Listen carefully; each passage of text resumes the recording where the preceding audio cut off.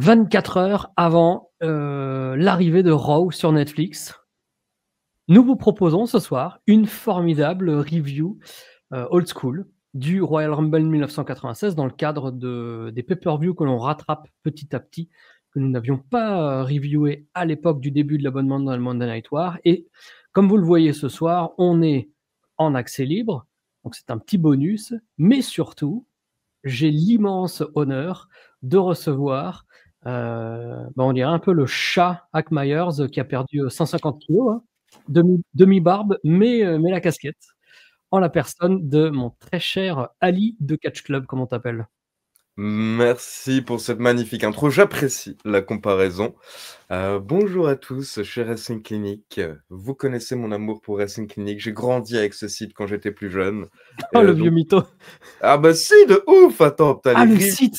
Ah, le site, pardon. Ah ouais, parce que t'as commencé YouTube Catch avant moi, je crois. Ah ouais, non, le site, attends. Ouais, le site. Pour les anciens, là-bas, c'est le site. T'avais fait des Et reviews à l'époque ou pas? j'en avais fait quelques-unes. Il me semble potentiellement ECW. Et puis sinon, j'étais souvent chez toi pendant que tu reviewais avec d'autres personnes, des shows japonais et autres. Je suis en train de d'ailleurs aller voir si... Et le site existe toujours, hein, wrestlingclinic.free.fr. Mais Enfin, allez le checker, il y a tellement de bonnes reviews sur ce site. la dernière update date du 12 août 2008. Incroyable. Ah, c'est ouf, c'est ouf.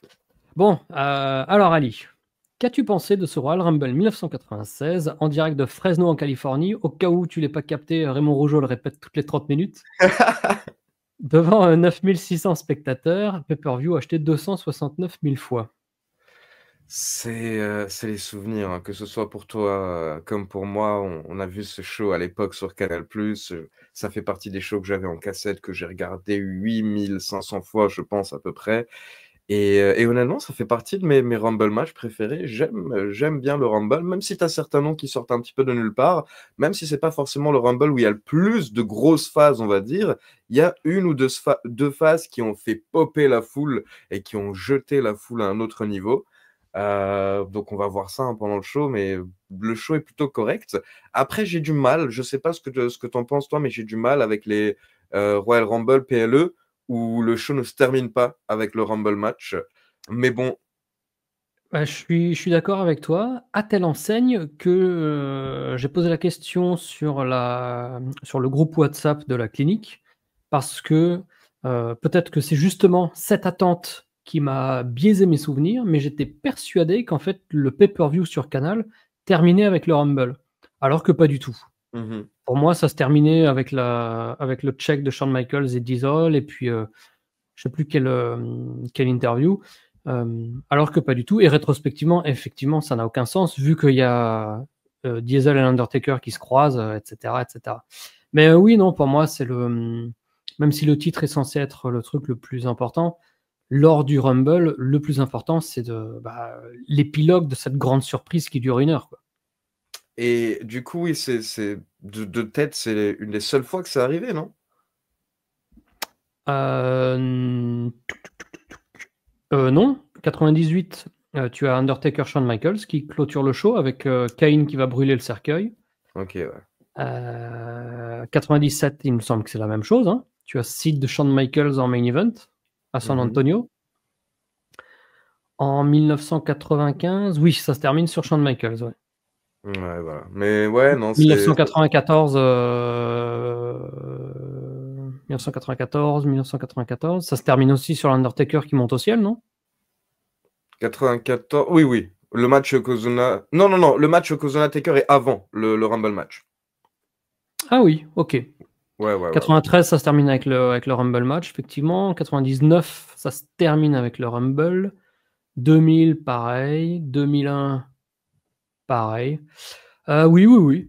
Après, ouais, c'est un choix éditorial, hein, comme dirait l'autre. Ouais. Non, voilà, moi j'imagine que c'était pour qu'il y ait le croisement à la fin entre Taker et tout ça et tout, mais bon, je sais pas. J'aime pas trop cet enchaînement. Et puis voilà, ben là, on a regardé le show en VF, hein, toi et moi, du coup, et Tout à fait. je suis pas là pour critiquer, Yann, tu me connais, je suis une bonne âme. Mais en même temps, on va dire ce qu'on pense, je veux dire. Et putain, moi, Jean Brassard, il me gâche le show, quoi. Ce qui est fou, c'est que j'en avais pas la moindre idée quand j'avais 12 ans, quoi.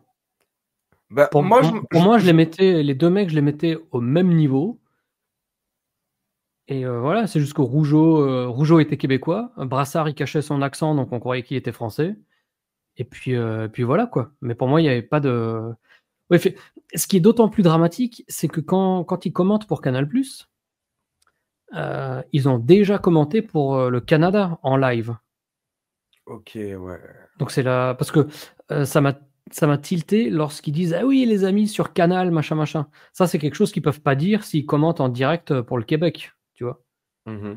Ou même en différé pour le Québec. Oui, oui, bien sûr. Donc forcément, ils ont déjà vu le show quand ils le commentent et hem et ouais, ouais, effectivement, oui, c'est pas, moi, je ne peux que encenser et c'est pas parce que c'est notre ami de 25 ans, l'immense, extraordinaire carrière de Christophe Ajus. Parce que quand tu regardes, Brassard, quand tu regardes même Rougeau quand il est revenu en 2017, quand il commentait, tu vois qu'il commentait comme il y a 30 ans. C'est pour moi, ça relève que de l'incompétence, en fait, de ne pas avoir évolué en 20-30 ans. Philippe Hartmann, inaudible. Édouard Carpentier, en dessous de tout. Enfin, c'est incroyable de se rendre compte, autant d'années après, que des gars qui ont bercé notre enfance, en fait, professionnellement, ils étaient, bah, ça allait pour des enfants, mais sinon ils étaient, c'est peut-être pour ça qu'aucun adulte regardait le catch à l'époque, parce que les adultes écoutaient et comprenaient Et ce qu'on je leur disait et ils se disaient: «Mais qu'est-ce que c'est que cette connerie, quoi?» Nous, on avait mais 10 ans, toi, tu en avais 8, non ouais, 7? bah, ouais, 7, un truc dans bah, je t'avoue que je me suis posé la question hier. Je me suis dit: «Clairement, il y a des gens, honnêtement, là, je pense que ça les repousse un petit peu quand ils regardent le show». Moi, je me rappelais pas à ce point-là de Brassard, mais je me rappelais que je kiffais beaucoup plus le duo Rougeau-Auray que le Mmh duo mh. Rougeau-Brassard, tu vois? Et ça, c'est clair. Je veux dire, là, pour avoir réécouté, WrestleMania 10 en VF récemment, Guy Auray est génialissime, quoi. C'est vraiment très, très bon, le duo avec Rougeau. Mais par contre, hier, en gros, tu as Brassard qui à chaque fois ajoute des phrases à droite, à gauche, qui ne sert à rien, en fait, tu vois? C'est juste pour parler, mais ça n'ajoute rien à la description, ça n'ajoute rien à l'effet, et alors, en plus, si tu me dis que c'est la deuxième fois qu'il commente le show, c'est pire parce qu'on dirait limite que, du coup, il découvre pas. Tu sens que Rougeau, lui, il a taffé. Après, comme tu l'as dit, tu sens que lui, c'est un peu plus pour les enfants. Il joue vraiment sur le côté surprise, sur le côté suspense parfois, tu vois? Mais bon, je veux dire, allez, c'est le show à la limite, Rougeau, je trouve ça va. Mais par contre, je suis désolé, ouais, Brassard, j'ai bloqué trop de fois pendant le show hier soir, c'était un truc, de fou, mais voilà, c'est pas pour le critiquer, j'imagine qu'il a dû faire de très bons shows, mais le Rumble 96, c'est bof bof quand même. Ouais, on va dire que les c'est qu'il y a quand même un trend, il y a une continuité avec, Brassard dans la nullité parce qu'il y a des fois des shows comme ça qui sortent sur YouTube ou sur Odyssée et tu vois que ouais. Rougeau, lui, il avait ses notes avec ce qu'il Oui. doit dire pour les storylines et les machins. Mais l'autre, moi, ce qui m'a le plus choqué, au-delà de ces «Ah, nom d'une fripouille» ou je sais pas quoi là, c'est que des fois, le mec, il hurle, une sorte de hurlement de surprise, alors que tu es legit en clé de bras là. Et tu te dis: «Mais qu'est-ce qu'il est en train de voir, quoi?» Non, mais Enfin c'est bon, ça, il y a un problème au niveau de la réaction, il y a enfin bon, ça m'a fait vraiment manquer Auré en tout cas pour ce show quoi, c'est dommage. moi, j'avais commencé à noter des fois des phrases, ubuesques ou autres. Et au bout d'un moment, j'ai arrêté parce que je me suis dit: «Bon, en fait, on va passer, 1/2 heure à énumérer les conneries qu'on entend». Enfin J'ai failli faire la même, ouais. mauvaise connerie, hein, parce que Guilloré, là, tu écris, c'est des bonnes conneries, quoi. Ouais, c'est clair, c'est clair. Le show commence avec Sonny qui nous dit que la discrétion du viewer, est conseillée depuis son bain et ensuite on a le clip d'intro qui utilise la même musique que, d'ailleurs, le clip du Rumble 99. Mmh. Donc c'était sympa d'avoir cette récurrence et on commence avec, Jeff Jarrett contre mon pote Ahmed. Tac, tac, tac. Je n'ai pas de photo de ce match. Je n'ai pas de photo de ce match. J'ai pas mal de photos pour les matchs suivants. Qu'as-tu pensé de cet, premier affrontement? Jeff Jarrett, correct comme d'hab. Moi, je me rappelle que quand j'étais petit, par contre, la gimmick de Jeff Jarrett, country avec les espèces de bretelles comme ça et tout, j'avais énormément de mal à le prendre au sérieux, quoi. Pour moi, Mmh. c'était un clown, en fait, quand je le voyais, Jeff Jarrett dans le ring. Alors que maintenant, quand tu regardes en adulte, tu vois que non, tu vois, c'est un catcheur tout à fait, tout ce qu'il y a de plus correct. Mais je sais pas, ouais, quand j'étais enfant, je le voyais pas. Mais Johnson, c'est la puissance brute. C'est un type qui peut tuer son adversaire à tout moment dans le ring, en fait, ou qui peut se tuer lui-même à tout moment pendant le match. Il passe près d'une grave blessure une ou deux fois parce que le type, il y a cette explosivité, il y a cette folie. J'allais dire, c'est pour ça que c'est limite dommage qu'il n'y ait pas de photo. Là, tu aurais pu faire admirer à tous tes abonnés ce corps incroyable, Bah, huilé, je peux chercher son corps, il n'y a pas de souci, hein, d'ailleurs. très jeune en plus à cette période. Mais ouais, non, enfin, Johnson, ça fait partie de ces gens où tu dis, il aurait quand même pu aller plus loin, le type. Et d'ailleurs, je me reposerai la question un peu plus tard et j'aurai besoin de ton explication. Mais Johnson, c'était un peu le comportement, quoi. Et notamment, il me semble qu'il a bloqué durant sa carrière, mais il y avait un potentiel, quoi. Je pense qu'il était foncièrement, à la ramasse physiquement, quoi. C'est-à-dire que, j'ai aussi un souvenir du King 96 où il a failli mourir. Heu, je Quel âge il avait? Attends, on va regarder, je suis sûr qu'il a 28 ans ou un truc du genre, lors de ce show-là, tu vois? On va rigoler. 63, donc ça nous fait ah non, ça va, il a quand même 33, 32 ans. 32. Voilà. C'est-à-dire quand même, 8 de moins que toi. Non, 8 de moins que moi et combien? 4 de moins que toi. 2, 2, 3. Tu 3, n'as que 3. J'ai 35 ans. J'ai 35 ans. Tu vas avoir 36 là? Ah oui, exact. Ouais. Ah exact. Ne me vieillis pas déjà que mon cœur. Non, non, non, non, non, non. Non, mais donc il s'était blessé à l'été 96 et en fait, je pense que c'est ça qui l'a tout simplement niqué parce que quand il est revenu, enfin, il arrivait plus à rien faire, quoi. Déjà en 97, il était à la ramasse, et puis alors quand il là, on est en plein dedans, hein, sur l'abonnement Monday Night War. Oui, N'hésitez pas à vous abonner, bien entendu. On est à la maintenant rendu VTV. au début de l'année 2000, retour à la VTV. Le gars, c'est une catastrophe, une vraie catastrophe, quoi. Jarrett, moi, depuis la Monday Night War, enfin depuis l'abonnement là, pour moi, c'est top 5 des catcheurs des années 90 parce que c'est, lui et X-Pac, c'est les 2 mecs que je n'attendais pas forcément, surtout X-Pac à cause de sa légendaire hit, mais c'est des gars qui, quelles que soient les storylines, quelle que soit la fed, quel que soit l'adversaire, et cetera, ils ont toujours été dans presque le match le plus divertissant du show, ou top 2 ou top 3 maximum. C'est le gars qui sait tout faire avec tout le monde et c'est tellement systématique que c'est absolument extraordinaire, quoi. Même à la VTV, hein. Donc ouais, Jarrett, mais je partage ton avis, hein. Quand j'étais petit, pour moi, Jarrett, c'était, ouais, c'était un clown incompétent qui fait du rodéo, quoi. Bah, moi, j'ai commencé à le prendre «au sérieux» entre guillemets, qu'à partir du moment où, cheveux courts, les lunettes et cetera, Mmh. et je l'avais pas connu comme ça à la WWF parce qu'à ce moment-là, c'était pas diffusé en France. J'avais eu une cassette de Virgin ou 2 où on le voyait comme ça, mais j'avais pas trop connu le style, et c'est quand il est arrivé à la WCW en tant que Chosen One et tout, où quand même, quoi, le changement physique et cetera, ça là, d'un coup, il faisait main eventer, c'était autre. Mais Jarrett, après, c'est ce que beaucoup de personnes disent, quoi. Je veux dire, là, on est, en 2024, 28 ans plus tard, et le mec, il arrive encore à worker des matchs qui sont très, très corrects, en jouant avec la foule, en vendant bien, et cetera. C'est un putain de worker, quoi, Jeff Jarrett. Alors je cherche toujours la petite photo de notre ami, Ahmed. Tellement je suis fan de Jeff Jarrett. Alors on va pas forcément faire du play by play, hein, le match dure un peu moins de 7 minutes, et il se termine par Jeff Jarrett qui met un gros coup de guitare sur la tête, de notre ami, Ahmed pour, une défaite par, disqualification. Hem, Est-ce que tu as souvenir, je sais pas si tu as capté là un moment, Ahmed il fait une danse où il vend pas les coups, mais, genre Tatanka, quoi. Où Oui, oui, oui, il totalement.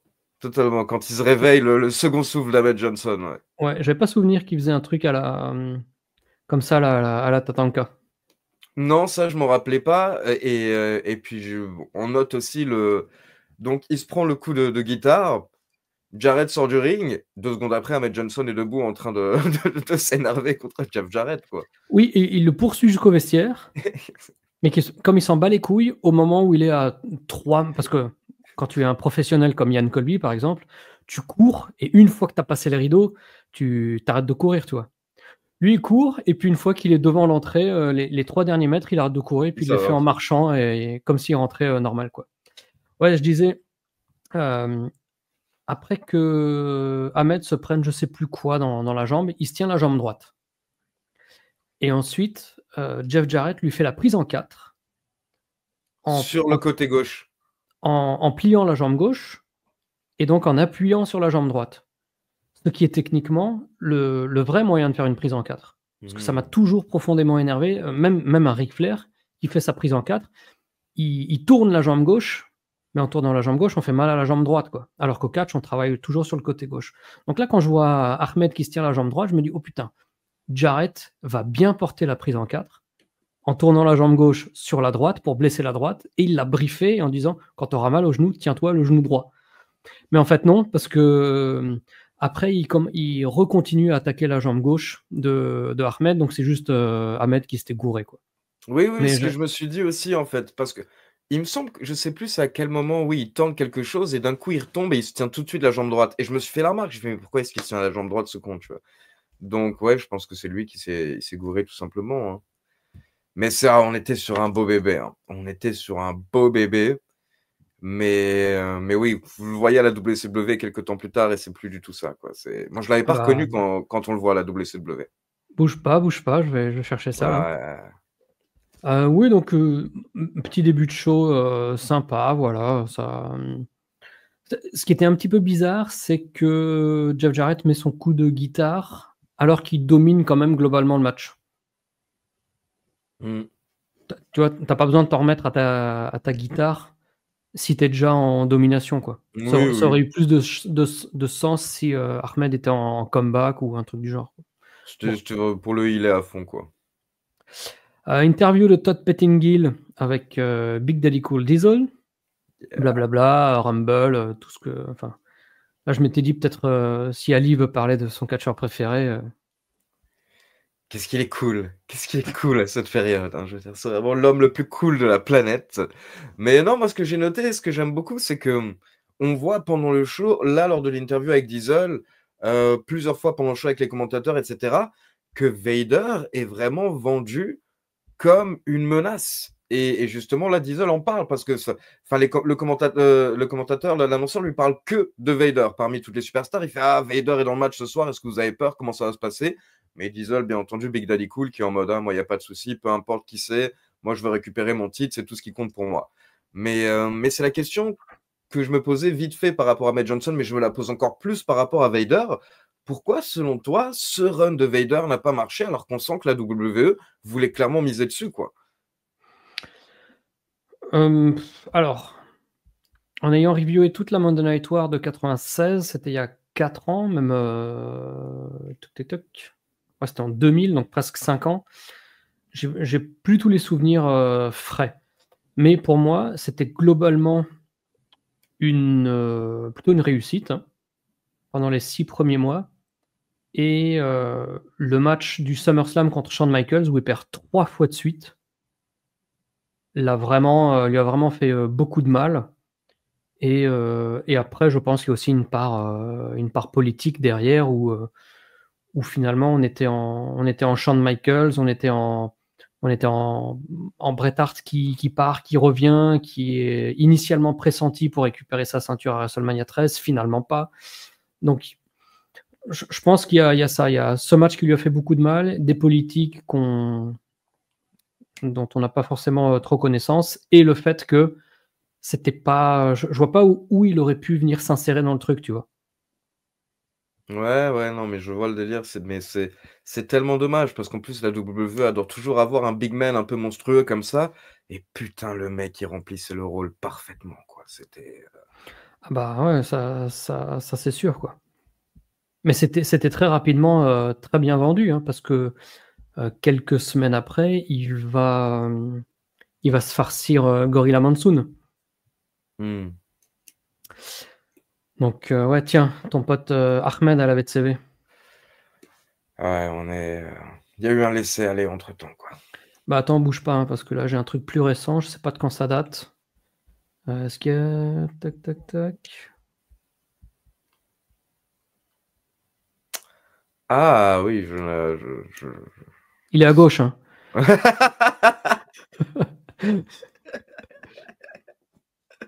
Ah, j'avais pas vu des photos aussi récentes. C'est bon, voilà. Après, c'est normal, hein, je veux dire. C'est Ahmed et CM Punk après le buffet. Il y a 25 ans qui sont passés, quoi. On peut comprendre. On peut comprendre. Alors après, match pour les titres par équipe, Smoking Guns face contre les Body Donnas Heels. Combien de temps dure ce match? Tac, tac, tac. 11 minutes. Écoute, moi j'ai bien aimé, c'était très sympa. C'est le début des relations entre Sonny et Billy Gunn. Bonne ambiance de la part de la foule. Comment dirais-je, bon rodéo d'émotions avec des tentatives de triche infructueuses des fois. Donc ouais, moi j'ai passé un bon petit moment.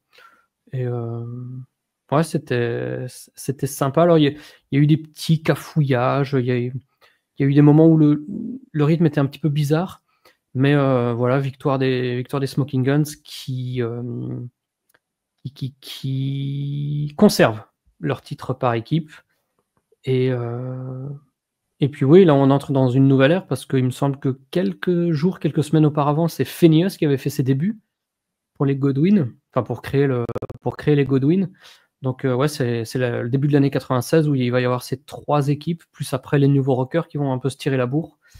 Et le plus important, ouais, ça va surtout être Sonny là, qui commence à non seulement interagir avec des niveaux de testostérone diminuants, hein, eu égard à ton âge désormais avancé, même si je te vieillis pas, mais ouais, qui commence à pas fricoter, mais qui a tenté de ruser Billy Gunn, ruse infructueuse, mais connaissant le futur, on sait que c'est aujourd'hui que ça commence un petit peu, quoi. Sonny enfin, c'était déjà ce que je me disais quand j'étais petit. Déjà, j'aime beaucoup les Smoking Guns parce que, je sais pas, quand je suis rentré en 93-94, les big teams, c'était notamment les Smoking Guns, les Headshrinkers et les Steiners. Et du coup, j'ai toujours adoré ces 3 teams. Et puis voilà, ces 2 beaux mecs bien musclés comme ça, le délire de cowboy, ça devait plaire à l'Amérique en plus dans les années 90. Maintenant, par contre, les Body Donnas, quand j'étais petit, je détestais. Pour moi, c'était deux blonds en singlet qui n'avaient pas vraiment de personnalité. Et je veux dire, quand j'ai re-regardé le match hier, c'est exactement ça, en fait, quoi. C'est 2 mecs qui sont là pour accompagner Sonny, parce que le but, c'est de mettre Sonny à la télévision, en fait. Hmm. Ouais. Donc, Moi, les Smoking Guns, je les ai jamais aimés. ok. Il y avait eu un 20h catch sur la clinique il y a quelques semaines ou quelques mois là, sur les flops des factions ou des tag teams ou je sais plus quoi là. Et moi j'ai mis les Smoking Gun dans le top 5 des teams qui m'avaient saoulé en tant qu'enfant. Parce que pour moi en fait c'était un peu l'équivalent de ce que tu viens de décrire pour les Body Donnas. C'est-à-dire des mecs en jean, en cowboy, Oui, c'est vrai que rien par à, contre, enfin, il y surtout avait nous en aucune tant que histoire Français, ou quoi. on relate pas du tout aux cowboys, donc on en a rien à foutre, quoi. J'avoue. Ouais. Je relatais beaucoup plus à la musculature des Steiner, par exemple. Je me retrouvais dans eux, notamment. Mais ouais, non, ski paisible, je veux dire, ils sont là juste pour être là. Et toute l'histoire, comme tu l'as dit, c'est Sonny, à un moment, qui drague d'abord Bart Gunn pendant le match. À un moment, elle va au bord Mhm. du ring, elle lui envoie quelques petits bisous, comme ça, elle soulève sa jupe. Et donc, un peu plus tard, en fait, vous avez Billy Gunn qui fait tomber Sonny en se jetant dans les cordes. Donc Sonny qui fait semblant de pas être bien, de pleurer, etc. Mais c'est une distraction au final pour tenter de permettre aux Body Donnas de remporter le match. Et même avec ça, ils n'ont pas réussi à battre les Guns. Mais du coup, oui, ça va lancer quelque chose lors des prochains mois entre Sonny et Billy, c'est ça? Bah oui, Sonny Sonny, qu'est-ce qu'elle va faire d'ailleurs? Est-ce qu'elle passe par les Godwin d'abord? Je ne sais plus. Parce que oui, après il y a la storyline de Phineas qui va être amoureux de Sonny. Mais Sonny, oui, elle va rejoindre les Smoking Gun pour les manager. Ce sera d'ailleurs la fin des Body Donnas. Donc ça rejoint ce que tu disais. Est-ce que tu relatais à l'époque, parce que je me souviens qu'elles étaient de temps en temps diffusées sur Superstar, aux vignettes Billionaire Ted? Parce que moi, à l'époque, je voyais ce truc là, ça se terminait par New Generation, machin. J'avais aucune idée de ce que c'était et de toute la, comment dire, tout le vernis insider qui recouvre ces vignettes. Mais exactement la même chose. Je comprenais pas pourquoi il y avait ça qui était diffusé. Parce enfin, comme tu le dis, nous, on n'est pas dans ces histoires. Il y a pas encore internet et cetera en 80 enfin, je sais pas si toi, tu avais déjà internet en 96? Non, moi j'ai eu internet en l'an 2000. Ouais, voilà, moi pareil. Mais exactement pareil, il me semble 2000, donc on n'est pas du tout dans ces histoires et je suis gamin, moi j'ai 7 ans, je comprends absolument pas pourquoi il y a ce délire. Je sais pas qui est Billionaire Ted, je ne connais pas Ted Turner, tu vois? Et ce qui est encore plus déroutant pour les enfants que nous étions, c'est qu'il y avait quand même ces espèces d'effigies, de caricatures de Hogan et de Macho Man. Donc c'était les deux, ces deux références, on les avait. On voyait Bah deux oui. vieillards qui imitaient Hogan et Macho Man, mais on ne savait pas que la VTV existait. Donc on ne pouvait pas comprendre ce que c'était, tout en comprenant quand même que c'est d'anciennes stars qu'on voit à l'écran, tu vois. Ah mais moi j'étais tellement jeune et enfin tout jeune et bête que la première fois que je vois le truc, je me demandais si c'était le vrai Macho Man en fait. Je comprenais pas, j'ai fait: «Attends mais qu'est-ce qui se passe? Macho il a vieilli comme ça et tout», tu vois? Et c'est quand j'ai vu le Hulkster que là j'ai compris que, ah non, c'est autre chose mais oh ouais, c'était et puis en plus ça fait pas très WWE, tu vois? Leur politique, ça avait quand même souvent été de: «On répond pas trop, on se moque On pas». Ouais, exactement. Et donc c'est quand même une des rares fois où tu sens qu'il attaque parce que j'imagine, je ne connais pas Vince McMahon, mais j'imagine qu'il avait été piqué dans son ego à ce moment-là vraiment par, le fait que les stars qu'il a un peu créées quoi, comme on le sait tous, l'ont quitté. Enfin, on connaît un peu son délire, il aime pas ça. Il aime pas avoir investi des millions sur des types pour, en avoir fait des superstars et les C'est voir sûr. chez son concurrent, un mec avec qui il n'était pas en très bons termes, Turner. On peut imaginer clairement, suite à ces vignettes, que ouais, vraiment, il avait pas dû apprécier, quoi. Suite à ça, nous avons un match qui, je pense, a pu te régaler. Tu étais un immense fan de Razor, je crois, hein? Bah, ouais, déjà Razor et puis même honnêtement, enfin, quand j'étais jeune, j'étais un peu perturbé, on va dire, peut-être par la gimmick de Goldust, tu vois? Parce que je ne comprenais pas mais hier, quand j'ai regardé le show, j'étais plus obnubilé, on va dire, limite, par Goldust, tu vois? Mmh mh. Razor est très bon dans ce qu'il fait, mais Goldust là, ce Goldust là, il est incroyable. Il est incroyable. Il est d'autant plus incroyable que, sa gimmick commençait de manière, très molle. Mmh. Il a débuté lors de In Your House 4 contre Marty Jannetty, si je dis pas de bêtises, ou In Your House 3, je ne sais plus. Mais oui, non 4, ouais, assez mou quoi. Il affronte Bam Bam aux Series 95, hein, si je dis pas de bêtises. Et c'était des prestations qui étaient pas folles, quoi. Mais là, tu as l'impression qu'il s'est trouvé. Donc Voilà, c'est il a ça. vraiment mis que 3 mois. Il a aussi changé sa tenue qui était, plutôt à son désavantage jusqu'à présent. Là, il a une bonne tenue. Raymond Rougeau, il l'appelle, androgyne Oui. lors du clip. Donc un terme, je me souvenais pas que c'était vendu, comme ça. Mais ouais, non, moi, quand j'étais petit, Goldust, c'était un pour moi, Goldust, c'était une diva acteur, tu vois? Genre le mec qui se prend pour un acteur, Hollywood et tous les côtés un peu tendancieux, homosexuels et cetera. Moi, en tant qu'enfant, j'avais pas du tout capté que ça pouvait être ça, quoi. Pour moi, c'était un acteur un petit peu étrange dans son comportement, qui est tombé «amoureux» entre guillemets de Ahmed aux alentours du King 96. OK. Parce que, je pense qu'on n'avait pas non plus toutes les infos avec Superstar pour comprendre, la profondeur du personnage, comment il faisait des mind games avec les lettres dorées lors des pay-per-view, là, lors du dernier In Your House, heu, il a donné une lettre à Razor et cetera donc quand tu as tous les éléments de toutes les semaines, tu vois qu'effectivement, le gars est très tendancieux et qu'il cherche, il cherche la relation auprès d'autres catcheurs qui sont, très antinomiques par rapport à ce que lui représente de de non macho, quoi. Donc il tape sur le macho man, ensuite il va chercher, Ahmed un peu plus tard. Mais nous à Superstar, pour moi, c'était juste un gars un peu fantasque, tu vois? Mmh. Mais Mais rien de plus. justement, la vidéo de présentation au début du match, je trouve, elle était super bien faite. Belle musique, super bien produite, Raymond Rougeau qui avait parfaitement traduit ce qu'il devait dire à ce moment-là. Donc oui, à ce moment-là, il nous montre plein d'extraits qu'en effet, nous, on n'avait pas vu à Superstar. Donc en fait, on Mmh mh. découvre tous les petits coups qu'il avait joués à Scott Hall et les commentateurs qui jouent un petit peu à ce moment-là, donc ils essaient quand même un petit peu de nous faire comprendre. Donc est-ce que Goldust est je sais plus s'il utilise le terme amoureux, mais tu vois, ou est-ce qu'il a des sentiments, on va dire, pour Razor. Et là, tu as Goldust qui fait son entrée, accompagné par quelqu'un. Parce qu'on ne dit pas son nom pendant le show, Ouais, du coup. qui deviendra Marlena. Oui, t'as juste, bah justement, comment il s'appelle Jean Brassard qui dit: ah, mais tiens, elle ressemble à Marlène Dietrich. Mmh mh.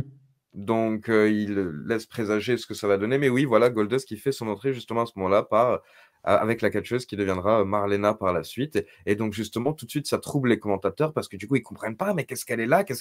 Quel est son rôle? Est-ce que c'est son esclave? Ils ne savent pas trop et tout, tu vois. Et enfin, j'ai aimé le Goldust parce que je trouve qu'il montre tellement de choses dans ce match. Il y a les moments où justement il joue avec Razor Ramon en mode mind games, etc. Et puis, deuxième partie du match, là, d'un coup, tu as un Goldust bien violent. Malgré le déguisement, malgré ses manières, etc., dans la deuxième partie, tu sens un mec qui est vénère et qui peut botter les fesses comme on le voit de Razor Ramon à ce moment-là. Enfin, Goldust m'a impressionné en regardant le match. Ouais, le match est un peu plus long que ce que j'imaginais. Il fait plus de 14 minutes mais c'est vrai qu'il est découpé en 2 parties avec une première partie avec, des mind games comme tu as dit et pendant ces jeux de tête d'ailleurs, là, c'est assez explicite parce que Rougeau il dit, que Razor en a marre des mind games, qu'il aimerait passer à l'action et que Goldust aussi aimerait passer à l'action, mais d'une autre manière. Donc là, c'est assez, clair, mais c'est vrai que en fait, c'est Marlena. Moi, je me souvenais p j'étais plus capable de mettre comment dire? Un curseur, chronologique sur l'arrivée de Marlena, Mhm. précisément. Je me souvenais plus qu'elle débutait, lors de ce show et c'est Pareil. vrai que c'est elle qui va transformer la carrière de Goldust en ce que moi je percevais quand j'étais enfant comme un acteur, un peu fantasque d'Hollywood et c'est pour ça que je pense que la relation «amoureuse» entre guillemets de Goldust envers Razor au Rumble 96, on pouvait pas la comprendre. Parce il était encore trop, dans son coin, tu vois?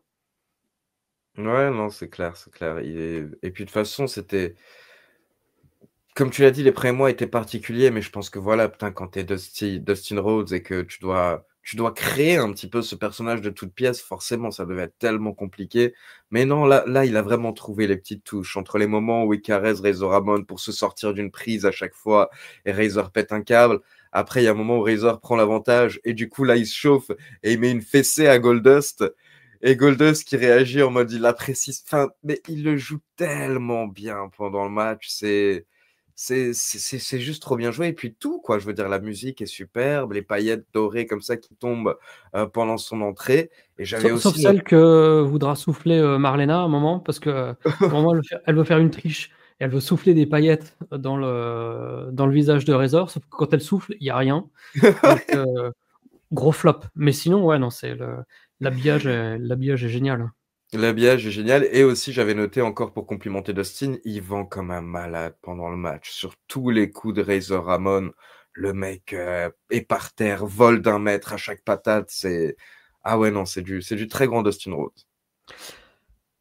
Ah, moi, je dirais c'est du très grand Goldust Ouais. parce que, Dustin Rhodes, pour moi, Goldust, c'est, bah, j'en sais rien, top 10, top 20 des meilleurs gimmicks de tous les temps, heu, parce que le pauvre Dustin Rhodes, quand tu regardes sa carrière sans Goldust, en fait, c'est un truc qu'on retrouve un petit peu aussi avec Al Snow sans la tête. Mmh. C'est que tu vois que c'est des gars qui sont pas capables d'être moteurs de leur propre gimmick.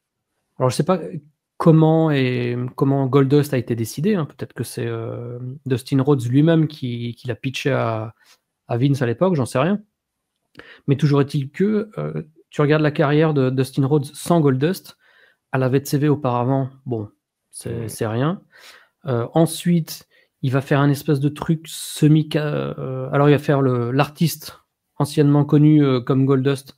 Là, ça sera toujours over, ce sera toujours comment dire, suffisamment créatif et over, ça marchera bien. Ensuite, fin 98, à partir de août-septembre, il va faire une espèce de truc chrétien où il brûle la perruque de Goldust, etc. Flop absolu. Un an plus tard, fin 99, ça va être Seven à la VTCV, flop absolu. Quelques mois plus tard, il va être copain avec Terry Funk, puis il turn avec Terry Funk, où il a une gimmick qui n'en est pas une, en fait. Flop absolu. Et ouais, j'ai le sentiment que c'est des gars comme ça qui ne sont pas capables de s'auto-trouver, tu vois ce que je veux dire? Autant il est fabuleux en ayant compris Goldust comme Calloway a compris l'Undertaker, tu vois? Parce que sur le papier, Undertaker et Goldust, ça part mal quand même, tu vois? Sauf que les gars, ils se le sont appropriés et ils sont devenus la gimmick. C'est ça qui a fait le. Mais Goldust Dustin Rhodes sans la gimmick, pour moi, ça a toujours été un immense échec et ça. Je le mets dans la catégorie des gars qui ont besoin justement d'être encadrés, qui ont besoin d'être drivés, à qui on a besoin de dire quoi faire, et ensuite ils arrivent à se lancer une fois qu'ils ont le pied à l'étrier. Non, mais c'est vrai, c'est Dustin, quand il est pas en Goldust, il est plutôt inintéressant, malheureusement. Mais c'est parce que voilà, c'est Dustin juste en catcheur babyface comme il était à la WCW avant de venir par exemple à la WWE. Le problème, c'est que qu'est-ce que tu veux faire? On te comparera à Dusty toute ta vie, en fait, et tu n'es pas Dusty, tu vois. Donc, c'est sûr qu'il pouvait pas exploser ou quoi que ce soit, parce qu'en fait, il pouvait pas faire mieux de toute manière que son papa, et il n'arrivait pas à faire autrement. Mais c'est pour ça que oui, c'est tellement génial d'être tombé dans une gimmick où, enfin, il n'y avait pas, quoi, ce genre de délire à ce moment-là. C'était le seul qui était tellement dans un autre monde. Et il a bien fait d'embrasser cette gimmick, quoi, on va dire. Parce que j'imagine que c'est le genre de choses que beaucoup de catcheurs. Enfin, tu me diras ce que t'en penses, mais j'imagine que là, dans les années 90, t'as beaucoup de mecs en coulisses qui n'auraient pas forcément accepté de faire cette gimmick, quoi, par exemple. Oui, c'est clair. C'était pas encore trop le style de la maison, donc oui, il s'est mis en danger. Mais bon, après, quand tu as une carrière inexistante, t'as rien à perdre, tu vois. D'autant plus qu'il devient nouveau champion intercontinental grâce à l'intervention de ton pote, le 1-2-3 Kid, qui va faire un coup de pied circulaire de la troisième corde lorsque l'arbitre est en train de checker Marlena, je crois, qui elle aussi fait semblant d'avoir mal à la cheville, hein, même ruse que pour Sonic dans le match précédent. Yes. Mais voilà, et je ne me souvenais pas que Goldust devenait champion intercontinental lors de ce pay-per-view, donc c'était une jolie surprise pour moi dans ce match où finalement, si tu faisais un play-by-play exhaustif, tu te rends compte qu'il y a quand même assez peu d'action, mais par contre, tout est extrêmement efficace, et là, tu vois le level des deux catcheurs, quoi. Non, clairement super bien joué. Et comme toi, je me rappelais pas du tout du finish. C'est hier quand je vois le Kid arriver à ce moment-là, j'avais oublié qu'il était en mode heal avec Razor, tu vois. Donc ouais, non, ça m'a rappelé les bons souvenirs, et Razor, du coup, forcément méga énervé après le match, qui part également poursuivre 1-2-3 Kid, et on les retrouvera un peu plus tard. Ensuite, on a le traditionnel, les traditionnels messages de tous les participants du Rumble, là, blablabla, blablabla, dont le vieillard Jake Roberts. Tu sais quel âge il avait, Jake Roberts, lors de ce pay-per-view? Putain, non, mais j'imagine qu'il doit, je sais pas, la trentaine, un truc dans le genre. Bon, quand même pas, hein, mais il a 40 ans. Ah, putain. Et je me souviens qu'à l'époque, c'était comme Backlund au Rumble 93, là, qui avait 43 ans. On nous les vendait, et nous, en tant qu'enfants, quand quelqu'un avait 43 ans, il était perçu, mais comme un vieillard, quoi. Mais vraiment, quoi. C'est clair. Ouais, non, 40 ans seulement. Et ensuite, donc, c'est le Rumble match. Alors, est-ce que... Je crois que les photos sont dans l'ordre, donc je vais les passer. Hein. Donc, dans ce Rumble, on a quasiment tout le monde. on a surtout une sorte. Enfin, tu te rends compte qu'il y a une petite pénurie de catcheurs quand même, parce que il va y avoir Dory Funk Junior, il va y avoir Doug Gilbert, il va y avoir les SWAT Team. Omori. Oui, Takao Mori. Rien à voir avec la sauce aux champignons, bien sûr. Ouais, ça fait 4 mecs qui ne sont même pas des surprises, hein, je veux dire, c'est du remplissage insignifiant. Mais tu le vois, hein, je veux dire, en soi, sur le papier, par contre, ouais, les noms dans le Rumble, c'est assez faible. C'est vraiment faible. Enfin, là, tu regardes les premières entrées, quoi, on peut les citer, à part Triple H qui rentre en numéro 1, et je veux dire, même à ce moment-là, Triple H, c'est pas un nom. Tu vois ce que je veux dire? Ouais. C'est pas un nom. Enfin, oh, putain, derrière, quoi. Godwin, Jerry Bob Lawler, Backlund, Jerry Lawler, Bob Bob Holly, Kim Holly. Mabel, Jake Oh là Roberts, là, c'est Dory faible, Funk. c'est Ouais, ouais. faible. Heureusement, petit à petit, t'as un Yoko qui va arriver, ou des Vader pour soulever un petit peu, relever le niveau. Mais ouais, non, les premiers noms, tu sens que ouais, on est dans un Rumble où le roster, à ce moment-là, ça manque de profondeur. Et puis oui, ça me permet aussi de te poser une ou deux questions. Mais toi à cette époque, par exemple, qu'est-ce que tu connais de Bob Backlund? Est-ce que tu connais son passé de grand champion de la fédération?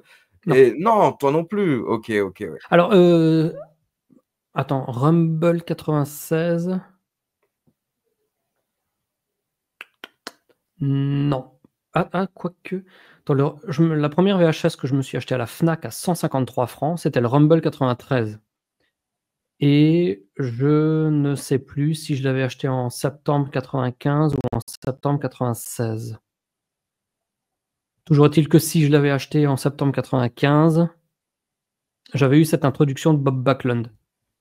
Mais effectivement, pour moi, Bob Backlund, ça n'est qu'un vieillard parmi tant d'autres, quoi. En Mais c'est plus, tellement un ça. vieillard complètement délirant, vu qu'il sortait tout fraîchement de sa campagne pour candidater à l'élection présidentielle US, etc. Donc, pour moi, c'était juste un vieux qui perd la boule, quoi. Pour moi, il était pas catcheur. Et si tant est qu'il soit catcheur, voilà, c'est un gars qui a gagné par erreur contre Bret Hart, qui s'est fait battre en 6 secondes ou 8 secondes une semaine après. Donc, il n'a jamais eu la moindre légitimité de catcheur, quoi. Exactement, en fait, à ce moment-là, ouais, voilà, nous, il nous donne pas cette légitimité, alors que le mec, en fait, enfin, ouais, ça m'étonne que son passé n'ait pas été mentionné, ne serait-ce qu'une fois ou deux, pendant les shows où on le voyait. Du coup, comme toi, et moi, je le vois juste un peu comme un vieillard, un petit peu fou, qui perd la tête, et j'ai aucune idée qu'en fait, le mec est un méga grand catcheur, qui encore là, quelques années auparavant, à cette période-là, fait des allers-retours au Japon pour aller te sortir des matchs méga stiff à la UWF, où le mec est incroyable, quoi, en fait, tu vois. Ouais. Mais Bah, je vais te donner un parallèle, je ne sais pas si ça va t'offusquer, hein, ou vous, chers auditeurs. Bruno Sammartino. On ne l'a pas vécu, mais on a connaissance de sa légende, et cetera, et cetera. On est d'accord? mmh mh.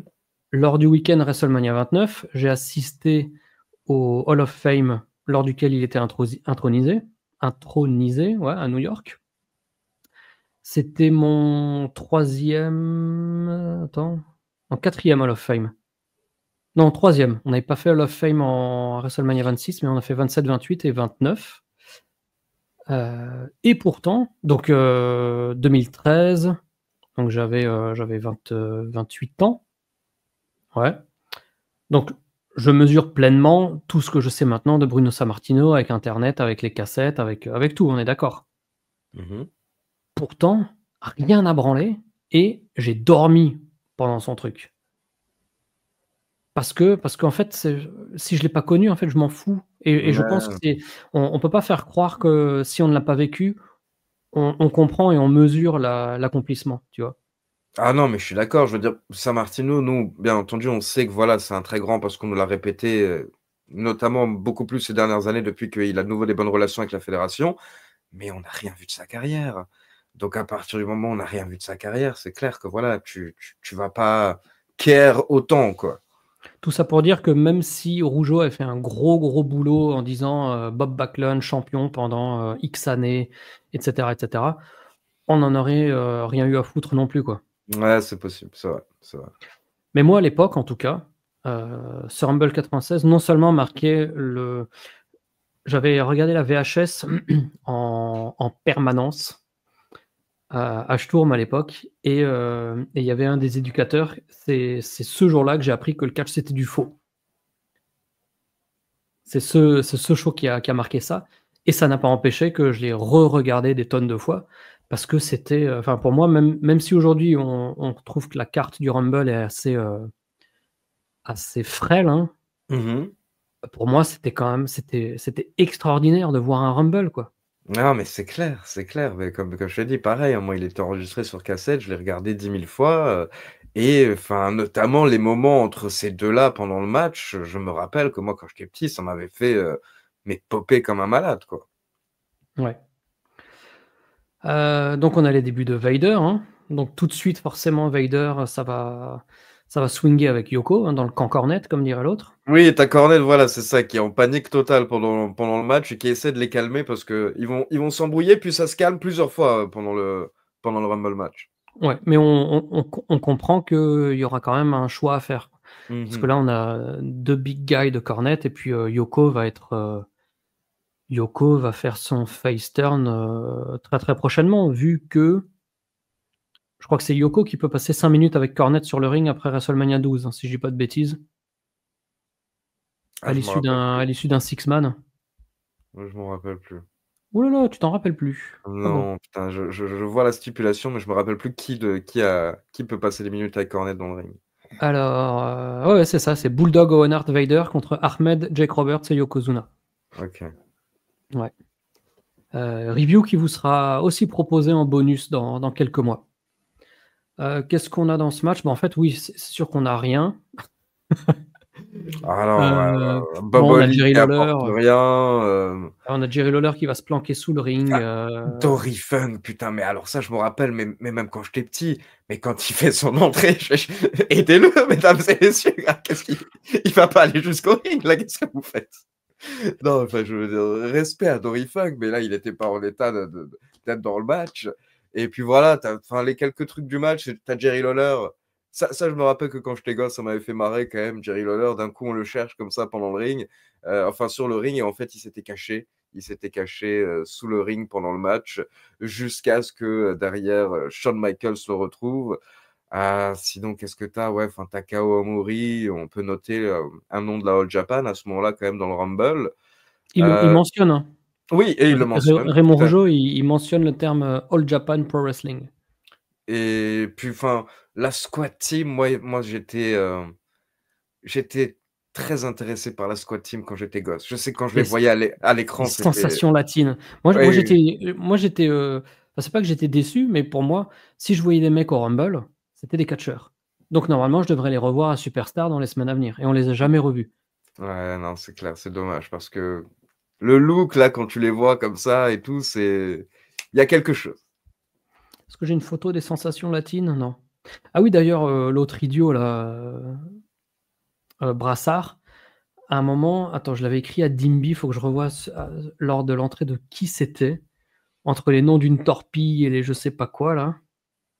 Moi, j'ai noté pour Shawn Michaels, c'est le seul que j'ai noté, il l'appelle le gamin électronifiant. Oui, exact, exact, ça aussi je l'ai mentionné. Ah non, je sais pas là. Il y a l'entrée de quelqu'un, attends, je vais voir, Rumble 96, qui ça peut être? Mais, Brassard, je pense que Brassard, il ne sait pas ce qu'il regarde et qu'il s'est paumé dans ses notes et qu'il a peut-être pris des notes ou des machins et il a lu trop tôt la note suivante. Parce qu'il y a quelqu'un qui arrive, il fait: «Ah, c'est les sensations!» Et là, il s'arrête là Oui. parce qu'il se rend compte que, ah non, en fait, rien à voir. C'est pas du tout eux. Ça doit être, je sais pas qui là. Attends, je vais essayer de le retrouver. Donc c'est là que tu te rends compte que le mec, ça fait 2 ans qu'il est là presque. Il est arrivé après WrestleMania 10. Il sait pas ce qu'il regarde. C'est fou, quoi. Ouais, non, je suis d'accord, je me rappelle très bien, il y a un moment où il démarre la Sensation, phrase et il ah s'arrête bah, d'un je pense que c'est pendant l'entrée de Doug Gilbert, ah oui, les sensations. parce que les sensations arrivent après Doug Gilbert et je pense que, voilà, il regarde ses notes et il a juste sauté une ligne et le gars, il s'arrête, il se coupe net parce qu'il se dit: «Ah oui, en fait, non, c'est pas ça, quoi». Ah non, putain, c'est pas ça du tout. Alors, est-ce que l'élimination de Shawn Michaels doit être homologuée ou pas? S'il est éliminé par un mec qui ne fait pas partie du Rumble? Mmh, moi, j'étais resté depuis petit sur la règle qu'ils avaient sortie à ce moment-là, c'est-à-dire que quelqu'un qui n'est pas dans le Rumble ne peut pas normalement On t'éliminer. peut pas Alors que c'est éliminer. déjà arrivé. Par exemple, bah, en fait, moi j'ai pensé au Giant Gonzalez qui élimine l'Undertaker. Mhm. Mais en fait, je suis pas sûr qu'il l'ait éliminé parce que certes, il le vire par-dessus la troisième corde, mais en fait, on peut plutôt se dire que l'Undertaker a abandonné le Rumble en pourchassant le Giant Gonzalez qui venait de lui casser la gueule. Oui, c'est vrai, c'est vrai. Mais ouais, non, enfin, j'avais accepté leur explication de quelqu'un Mhm. qui n'est pas dans le match ne peut plus éliminer les autres. Parce que oui, sinon à ce moment-là, il a éliminé tout le monde derrière Vader. Ouais. La fin du match, on a qui? Nous Mais avons. on cite quand même le moment, hein, parce que c'est le plus gros moment du match, et moi, c'est le moment mais qui m'avait fait Ah tellement oui! popper quand j'étais Ouais, ouais. petit. Shawn Michaels, donc, qui fait son entrée. On rappelle, Shawn Michaels, il revient de blessure à ce moment-là. Et il y a une grosse histoire, hein, moi. La vidéo de Shawn Michaels à WrestleMania 12, quelques mois plus tard, avant le Iron Man match, je me rappelle que j'avais pleuré quand j'étais gamin. Quand ils Oh, avaient diffusé. Ah ouais, je me rappelle. oh, Le gars. c'est mignon. Donc ouais, non, là, quand il revient dans ce Rumble, on est vraiment tous derrière lui comme des malades. Il vient, et là, tu vois qu'il regarde derrière lui parce que t'as Yokozuna et Vader qui se battent pour la troisième ou quatrième fois du match. Et là, ça devient sérieux. C'est le moment où, oui, voilà, en plus, Vader enlève son masque et tout. Et donc, les deux commencent à échanger les coups de poing. T'as Jim Cornette qui pète un câble à l'extérieur du ring. Et là, t'as Michaels qui regarde derrière lui. Il court, il se jette sur Yokozuna et Vader et il les élimine tous les deux en même temps. C'est mais c'est huge, c'était Ah, mais hugissime, c'est du quoi. fall catch, mec.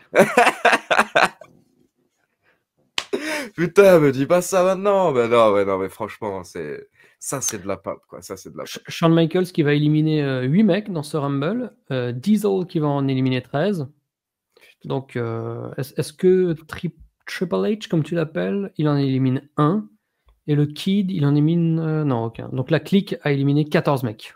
Et puis Triple H, en plus, fait une apparition de genre, je sais pas, 30 ou 40 minutes, il me semble, dans le match, un truc dans le genre. Bah, il est pour le moment, à ce moment-là, il était pressenti pour devenir le King en 96. Mm. Donc ça faisait partie de son push, quoi, le mec qui reste là pendant 1 heure et pas de manière inattendue et comique comme Backlund au Rumble 93 par exemple. Tout à fait. Ouais, ouais, non, c'est clair. Non, non, Triple H, bah, ouais, tu sens que, comme tu le dis, quoi, il allait être poussé déjà à ce moment-là s'il n'y avait pas eu derrière le Kurt Angle. Donc nous avons Shawn Michaels qui gagne, il élimine Diesel en tout dernier. Attends, où est-ce qu'il est? Il est où le classement? Là, il est là.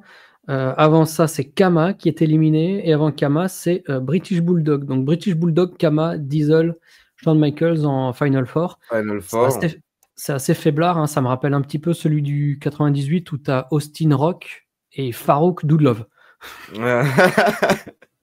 Ah, mais quand tu regardes le reste des noms, ils pouvaient pas faire grand-chose, quoi. Parce que là, les dernières personnes qui rentrent dans le ring, on peut le citer parce que Rikishi est là, hein, Fatou est dans le ring. Kane, sous son ancienne gimmick de Isaac Yankim, également, qui à ce moment-là est là. Enfin, El on a Dentisto. Le dentiste. T'as capté Brassard là, il a une gimmick, il dit Mabelito, Dentisto. Oui, oui, oui, oui, oui, oui. Papacito, il te lâche des trucs comme. Il te lâche des trucs. Camasito. Camasito, voilà. Enfin, il y a du Marty Jannetty qui arrive à ce moment-là. Et puis aussi, quelque chose où j'ai mis plusieurs années, quand j'étais jeune, à réaliser que c'était lui, le Ringmaster, qui est dans ce Rumble, qui à ce moment-là, enfin, ouais, voilà, tu le regardes, il y a rien, quoi. Il y a pas grand-chose, mais c'est bien entendu le futur Steve Austin, qui est à ce moment-là dans le Royal Rumble en tant que protégé du $1 Million Man. Ouais, tu vois qu'il est, il a de la fougue. Oui, exactement. Oui, il y a de l'envie. Ça, c'est clair, toujours. Et donc, Shawn Michaels élimine Diesel avec un switch in music qu'il fait passer par-dessus la troisième corde. Ouais, écoute, pas mal du tout. Moi, en fin extraordinaire, pour moi, ils auraient dû garder Diesel, Shawn Michaels, Vader et Yoko en les faisant rentrer un peu plus tard. C'est au nom auquel je pensais aussi, ouais, pour le Final Four potentiellement, c'est Et clair. que Shawn Michaels fasse sa triple élimination. Il sort les. Tu vois, Diesel élimine Kama, ok, pas de souci, Kama numéro 5. Diesel est un petit peu fatigué, il se repose sur le turnbuckle, un truc du genre. Derrière lui, Shawn Michaels vire Yoko et Vader, extraordinaire. Il se retourne, il voit que Diesel est en train de. Il est un peu groggy, comme dirait l'autre. Il reprend ses esprits, switch in music, il bascule, victoire. Et là, Shawn Michaels. Pour moi, ça aurait été l'enchaînement le C'est plus vrai que ça ouf aurait qu'il été puisse encore faire. plus big, ouais. Ça aurait été encore plus Ouais. big. Mais bon, voilà, la Michaels, à la fin du match, la foule est ravie. Et quand j'étais gamin, j'avais adoré l'après-match. Parce que j'étais méga fan, moi, de tous ces mecs de la clique. Déjà, c'est que Diesel était mon préféré. Mhm. Mais quand Diesel remonte dans le ring, oui, à ce moment-là, enfin, t'as pas envie de les voir se battre, ces deux-là. Et du coup, quand Diesel lève la main et que Shawn Michaels le check, franchement, c'est méga pop. Méga pop. Ah, moi, je me souviens que je le refaisais avec des potes. Taper dans les mains, là, pensant que c'est trop, trop cool, quoi. Je le faisais avec mon grand frère. Mon grand frère regardait aussi un petit peu le catch à ce moment-là et je le faisais avec mon grand frère de ouf. Et donc, Diesel va partir, mais pas vraiment, hein, parce qu'il va recroiser le chemin de notre ami Undertaker, qui sur cette photo n'a pas son masque parce que Brett lui aura retiré, mais l'Undertaker est encore avec son masque lors de ce match pour le titre. 28 minutes 30, vachement long. Un peu long, ouais. Un peu long. Ouais, comment dire, c'est une durée de match qu'on leur a donnée qui est un peu étonnante avec l'Undertaker. Mais je me suis moins ennuyé que ce que je craignais. Je suis d'accord, je suis d'accord. Petite question, toi qui as revécu tout ça récemment, tu me pourras me rafraîchir la mémoire. Qui avait détruit le visage de Taker dans la storyline? Mabel et Yoko. Ok, ok, je m'en Ils avaient rappelais fait plus. ils avaient fait 5 ou 6 leg drops d'affilée lors d'un Raw. Ok. Ouais. Oui, non, le match est pas mal. Il est pas ouf, mais comme j'ai dit, il est moins mauvais que ce que je craignais par rapport à. Le match commence, il reste 1 heure de pay-per-view, hein. Et Non, bon, c'est pas encore le Taker qui te sort les très très grands matchs, on va dire, de sa carrière, quoi. mais c'est la première fois, je crois, hein, qu'on voit. Alors, sur la clinique, on dit fichier Excel. Quand c'est la première fois qu'on voit un truc assez marquant et qui arrivera dans le futur, c'est la première fois, je crois, qu'on voit un Undertaker bagarreur. Dans le Bah, sens où c'est un humain qui fait du catch, tu vois. C'est pas ouais, juste ouais, ouais. l'Undertaker catcher qui fait les moves de l'Undertaker catcher. Ouais, le côté brawler, on va dire, ressort beaucoup, beaucoup dans ce match. C'est clair ce que je me suis dit aussi. Pour tous ceux qui aiment bien les petits détails ou souligner quand parfois il y a un petit manque de logique ou manque de règles, il y a un gros coup de chaise hein, pendant le match, mais au final, l'arbitre qui dit rien ou qui ne dit qui ou pas. Sauf que j'ai regardé le plan. On ne voit pas l'arbitre à ce moment-là, et quelques secondes plus tard, on peut voir que Paul Bearer est en train de parler avec lui. Donc je me demande si Paul Bearer n'avait pas distrait l'arbitre au bon moment. C'est possible. Et un peu plus tard dans le match, il continue à se bastonner à l'extérieur du ring pendant quelques instants, notamment quand l'Undertaker se fait projeter dans les escaliers. Mhm. Raymond Rougeau, il mentionne que l'arbitre fait preuve quand même d'une grande flexibilité par rapport aux règles, parce que l'enjeu est tel que voilà, ça peut se justifier, c'est un match pour le titre, etc., etc. Donc Rougeau, il dit voilà, normalement il y a DQ, mais l'arbitre il est un peu plus tolérant qu'à son habitude.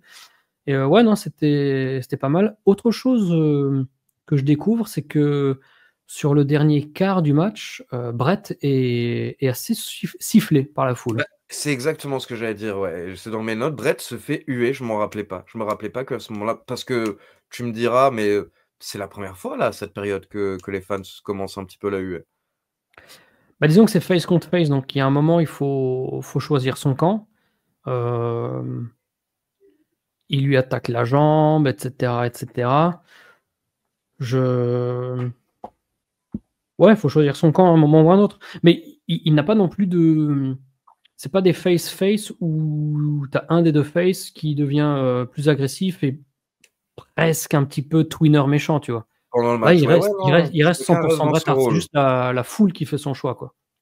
Bon, à la fin, quand même, tu as Bret qui utilise des tactiques un petit peu, pas forcément, enfin un peu heel quand même, parce que donc il enlève le turnbuckle pour pouvoir exploser la tête de Taker dessus. Mmh. Et il essaye justement également d'enlever le masque de Taker pendant le match pour que justement ça puisse bien faire des dégâts sur Taker. Et oui, c'est notamment à ce moment-là, quand il explose la tête de Taker 2 fois sur le coin, que la foule vraiment se met à siffler énormément, encore une fois, Bret derrière. Ouais, ouais, ouais, bah, il y a Undertaker aussi à l'extérieur du ring. À un moment, il l'étrangle avec des cordes. Donc Undertaker aussi, tu vois, il s'humanise beaucoup là en utilisant des enfin Undertaker qui utilise un câble pour étrangler Bret Hart, c'est très, très humain, quoi. Mmh, c'est vrai, c'est vrai. Après, ouais, voilà, je veux dire, tu aurais pu enlever un bon 8-10 minutes au match, à mon avis, Oui, ça. oui, 20 minutes, c'était largement suffisant, quoi. Ouais, largement, Mais là, le largement. pay-per-view fait 2 h 48. D'ailleurs, ça m'a surpris, hein, parce que dans ma tête, on avait que 2 h 30 sur Canal+. Oui, c'est ce qui me semblait aussi, ouais. Ouais, pourtant là, tout est en français, et ça dure 2 h 48. Donc si tu enlèves 10 minutes, ça fait 2 h 38. Ouais, ils auraient peut-être pu faire, ouais, ils auraient peut-être pu faire autre chose au free for all et faire, Triple H, Duke Drowsy en levée de rideau, par exemple. Mmh. Histoire de ouais, d'ajouter un petit peu de piment, de mettre un truc, qui aurait une storyline au sein du show que tout le monde verra. Mais, ah oui, d'ailleurs, les 2 idiots là, ils se demandent, «Ah mais d'après toi, qui va être le numéro 30?» Bah, tout le monde est au courant, bande de cons, il y a eu un match pour le déterminer il y a 2 heures, quoi. Ouais, donc le match pour déterminer le numéro 1 et le numéro 30 cette année-là, en effet, c'était Triple H contre Drowsy. Ouais. Que se passe-t-il d'autre? Bah oui, et donc ça se termine. On a l'Undertaker qui va porter un tombstone, donc il a le match gagné. Mmh. L'arbitre va soigneusement contourner la scène pour faire le pin avec les pieds, proches de ceux, de l'Undertaker que vous voyez sur cette photo, et à ce moment-là, c'est, Diesel qui arrive, qui tire l'arbitre. Disqualification de Bret Hart, victoire de l'Undertaker, mais par disqualification, donc Bret Hart conserve sa ceinture et on lance le programme Undertaker, Diesel pour WrestleMania, suite à le petit échauffourée là, qu'il y a eu Oui, au entre les début du 2 match. pendant l'entrée de l'Undertaker. Et l'Undertaker aussi, ça j'aime pas là. Si tu es à peu près intelligent, tu comprends ce qui se passe, tu vois? Parce qu'il Mmh. a fait son tombstone, il a bien vu que l'arbitre n'a pas compté jusqu'à 3, donc il y a aucune raison qu'il gagne, et donc il entend la cloche, machin truc, et il fait signe, «Ouais, où elle est ma ceinture?» C'est toujours très bizarre, enfin de ces réactions qui j'ai l'impression que c'est des réactions conditionnées par les symboles qu'on essaye de représenter dans le catch, alors qu'ils vont à l'encontre de la réaction normale d'un être humain normal qui serait dans cette situation. Tu vois ce que je veux dire? Mmh. Oui, oui, non, bah, après lui, je pense qu'on lui a donné des ordres aussi de ce qu'il devait faire à la Oui, fin. oui, c'est sûr. Il Même lui, je pense qu'il se rend compte que ça le rend un peu con, mais bon, voilà, il fait ce qu'il a à faire. Mais bon, ouais, non, suite au résultat, du coup, à ce moment-là, on sait qu'on part sur Brett contre Shawn Michaels pour WrestleMania 2 mois plus tard, ce qui va nous donner un des plus grands matchs de tous les temps, littéralement. J'ai hâte Heu, de le revoir parce que dans mes souvenirs, je l'avais pas aimé, OK. et je sais pas quand je l'ai vu pour la dernière fois, et comme nous avions commencé à faire les reviews de pay-per-view avec Beware of Dog. Donc, les pay-per-view, bonus, ils vont aller jusqu'à Good Friends, Better Enemies. Donc je suis très curieux, et donc nous aurons évidemment WrestleMania 12. Si tu as envie qu'on se le fasse dans 3 4 mois, il y a pas de souci, hein. Mais, Ah, moi ça pourrait. je suis très curieux de le revoir ce match. Parce que j'allais dire, bon, moi, j'ai revu le match. Après, tu vois, je l'ai pas revu il y a très récemment, mais je pense que j'ai dû le revoir il y a 5 ou 10 ans et j'avais plutôt bien kiffé. Par contre, j'ai pas forcément revu tout WrestleMania 12 depuis très longtemps et je Mmh. garde un mauvais souvenir. Tu me diras, tes souvenirs, mais je garde un mauvais souvenir de la rivalité et du match Taker, Diesel. Tu La rivalité ou du match? Les 2. Euh, Ça m'a pas forcément marqué ou laissé de bons souvenirs, on va dire. J'ai pas de souvenir du match, j'ai souvenir de la rivalité, notamment une close line de Diesel sur Paul Bearer à l'extérieur du ring. Mhm. Mais j'ai pas de. Moi, de toute façon, tout ce qui était lié à l'Undertaker, pour moi, c'était aussi important que le titre. Hein. Ouais, bah ouais, quand même. Et c'est pour ça que justement, tu vois, je suis assez étonné que ce match, j'en ai un peu comme toi, j'en ai très très peu de souvenirs, quoi. Ouais. Donc ouais, à redécouvrir, à redécouvrir. C'est quand WrestleMania cette année? Autour du 3-4 avril, un truc dans le genre, comme d'hab, il me semble, hein. Ah, c'est pas encore cette année que c'est décalé fin avril ou un truc du genre, ou en mai, là, ou je sais pas quoi. Non, il me semble pas. Par contre, il y a le Rumble qui est décalé Ah, de quelques jours. Rumble est début février, donc décalé de 2-3 jours, il me semble. ok. Pourquoi tu Ok, vas y ok. aller? Non, pas du tout. Je serai à Tokyo. Oh putain, trop bien. Quoi, pendant le Rumble? Ah, Rumble, non, je serai en Égypte. Ah, Je parlais que tu WrestleMania. mais pendant Mania, tu seras à Tokyo, du coup. Ouais. Voyage Ouais, groupe. boulot, ouais. Ouais, j'ai un voyage je pars de Munich le 2. Ouais, j'arrive au Japon le 3. Non, non, non, non, non. Oui, non, non, attends. Non, je vais à Munich le 2, je pars de Munich le 3 et j'arrive à Tokyo le 4 et les clients arrivent le 5. Donc ouais, pas de Rumble, pas de WrestleMania cette année. En même temps, cette année, j'ai 12 voyages en 10 mois, donc je pense que il n'y aura pas de catch, quoi. Rumble, toi, tu t'en étais déjà fait? Non, Rumble, Non, jamais pas fait, non non. plus? Ah Non. putain, ok. Ouais, parce que sur ma checklist, c'est quand même un des trucs que j'aimerais bien voir en live une fois, tu vois. Bah écoute, si une fois il y a un truc en Floride, je sais qu'Ohana n'est jamais allé en Floride ou à New York. Donc pourquoi pas un Rumble si j'ai pas de voyage. Si un Rumble Floride, parce que j'ai vu qu'ils vont faire des Rumble avec 2 nuits maintenant. Écoute, ouais, Soi-disant. apparemment, soi-disant, pour dans 2026 ou 2027, apparemment, un truc dans le genre, mais ouais, enfin, pourquoi pas. De toute façon, c'est ce vers quoi ils tendent, hein. Ils veulent empocher un maximum, donc Ouais. pour tous les gros PLE, je pense que ça va partir sur 2 nuits, hein, petit à petit. Hmm. Bon, si 2026, je serai pas là non plus. Mais bon, 2027 peut-être, Inch'Allah, comme on dit. Bon, bah, ouais, c'est. Voilà, bah écoute, oui, non, moi. Alors en fin de review. Ah merde, attends, j'ai complètement oublié. Attends, bouge pas. J'ai les thumbs up, thumbs in the middle et thumbs down de l'époque.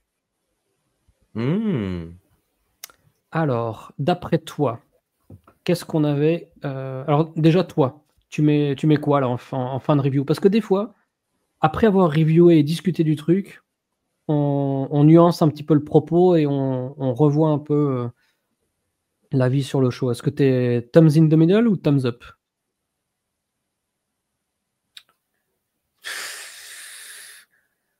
Le gamin mettrait thumbs up largement, mais largement.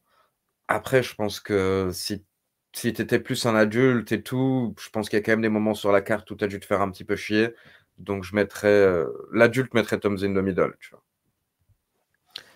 Moi, je mettrais quand même un thumbs up, léger. Léger. S'il faut vraiment choisir. L'enfant, évidemment, il met 2 thumbs up à chaque minute.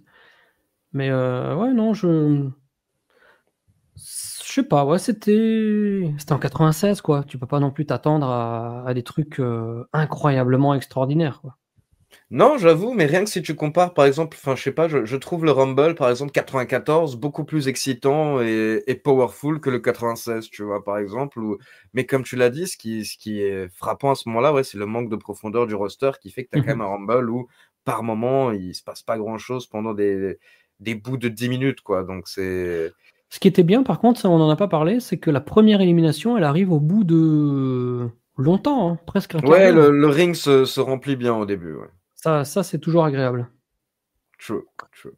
Alors, ton pronostic post-mortem Pour. pour les thumbs up, thumbs in the middle et thumbs down de l'époque des fans de catch, en pourcentage. pense qu'il doit y avoir un bon 60% de thumbs up. Mhm. Peut-être 30% de middle et 10% down.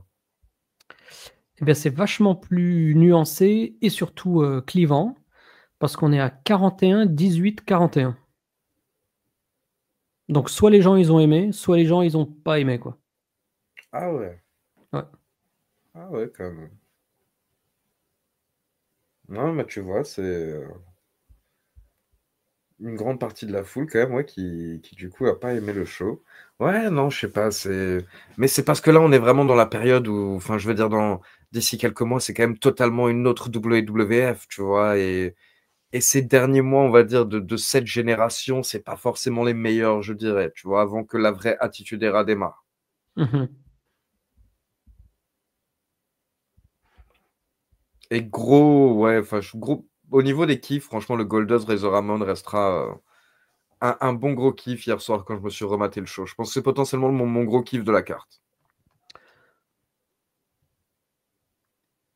Ouais, ça et le Rumble, ouais, ouais. Il y a une grosse, heure et demie là en milieu de show où moi le Rumble, j'ai trouvé cool même, même en tant qu'adulte quoi avec, pour l'époque, j'entends toujours.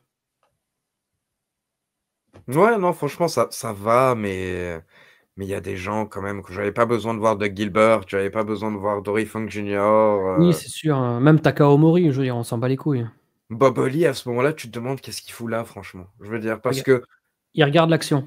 déjà, déjà, j'aime pas trop ce type, mais je veux dire, à la limite, sa gimmick de hardcore Holly, tu vois, je trouve que ça en envoyait un petit peu plus. Mais là, le délire de pilote un peu perdu comme ça, je trouve qu'il a l'air perdu limite quand il est là. Enfin, Mmh. je sais pas comment ce type avait un contrat à ce moment-là, en fait, parce qu'il apporte rien à ce moment-là, Bob Holly, en fait, tu vois. Ah bah, c'est clair, hein. Sparkplug. Sparky Plug. Ouais, bah, écoute, non, c'était, moi j'ai passé un bon moment. J'ai passé un bon moment, on pouvait pas en dire autant de tous les pay-per-view, WWF de l'époque. Le VTCV, c'est pas la peine d'en parler. Mais ouais, non, j'ai passé un bon moment et je ne serai pas là pour la prochaine review de In Your House 6 où nous avons notamment le One Two Three Kid contre, Razor Ramon dans le match de la couche. Mais ouais, si on arrive à accorder nos emplois du temps, why not se refaire toi et moi, WrestleMania 12 dans quelques mois là, dans 2-3 mois? Franchement, j'aimerais bien, parce comme je l'ai dit, ça fait très très longtemps que j'ai pas vu ce show, donc je pense que ça va me rappeler énormément de choses. Et il est temps de se refaire le Iron Man match, quand même aussi. Ouais. Ouais, moi j'ai un souvenir de 2 mecs qui sont pas trop, qui coopèrent pas. Pour le Iron Man match? Ouais.